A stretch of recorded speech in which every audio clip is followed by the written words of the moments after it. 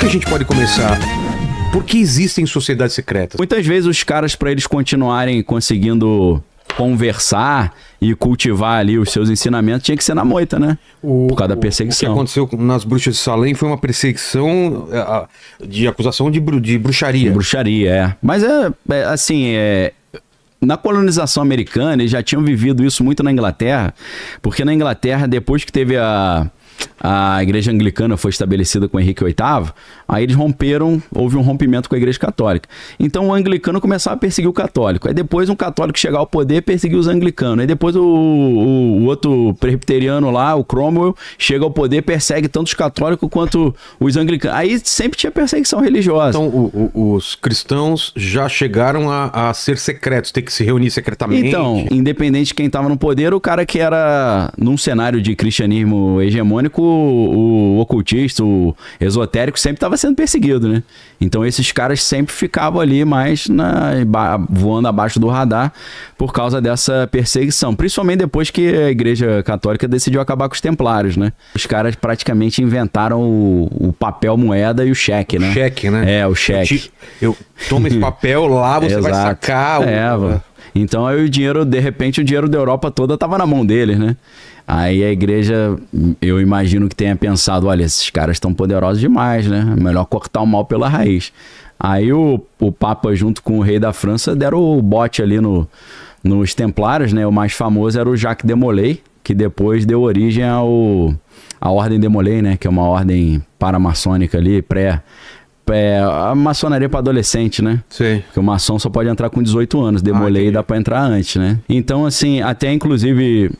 muitas das coisas da nossa cultura cotidiana vem das sociedades secretas, né? Aperto de mão, dar um tapinha nas costas. O aperto de mão? Não um aperto de mão padrão, mas eles se identificam por sinais e toques, né? É um aperto de mão diferente? É um aperto de mão diferente, sim. Tem vários tipos. Cada grau tem um aperto de mão, né? Ah, é? O cara, você consegue identificar ali mais ou menos qual é o nível do... Se ele te der um aperto de mão que você não identificou, é porque ele tá no nível acima do teu, né? Entendi. Se é abaixo, você sabe quem é, Tinha né? o lance dos 3 pontinhos na assinatura também. Tem dos 3 pontinhos, que às vezes o cara bota só pra ver se calhar de ser um juiz que também né? Aí ajuda. Outra coisa, eu entendo o motivo de ter sociedade secreta no passado, porque havia muita perseguição.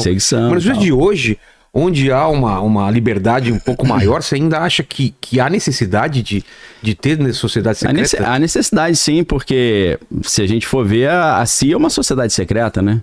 Entendi. É um grupo que a gente sabe que existe, mas os seus planos e objetivos são sigilosos.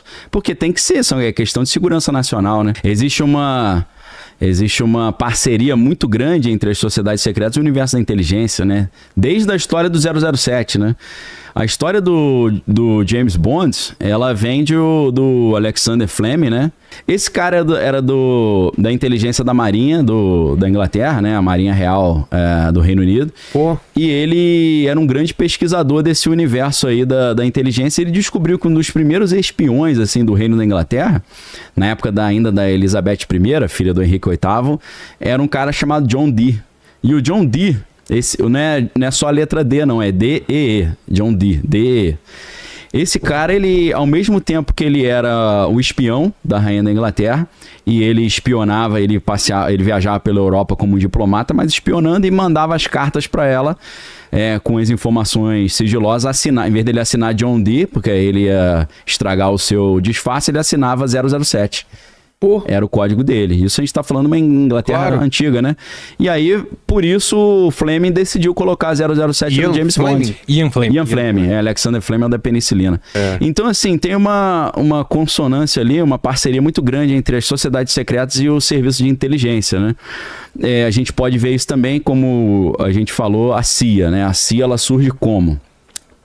Antes da CIA tinha uma organização chamada OSI, e essa organização evolui para a CIA, mas essa... OSI? O Escritório de Investigação, um negócio assim, é uma sigla, OSI. E aí, dentro da Universidade de Yale, dentro da Sociedade Secreta Skull and Bones, eles criaram a CIA.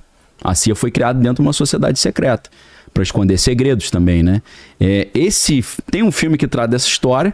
Filme não é a verdade tal e qual, né? Mas é baseado em fatos reais, né? O filme é dirigido pelo Robert De Niro, então já tem um diferencial aí.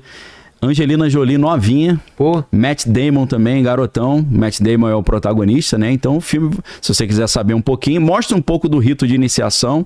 Eu não sei se é fiel à realidade, mas no rito de iniciação ele teve que se maquiar, ele teve que lutar com os caras numa lama lá, urinaram nele, tem umas coisas meio grotescas ali mesmo? na iniciação. E foi ali que eles conceberam a ideia da CIA, né?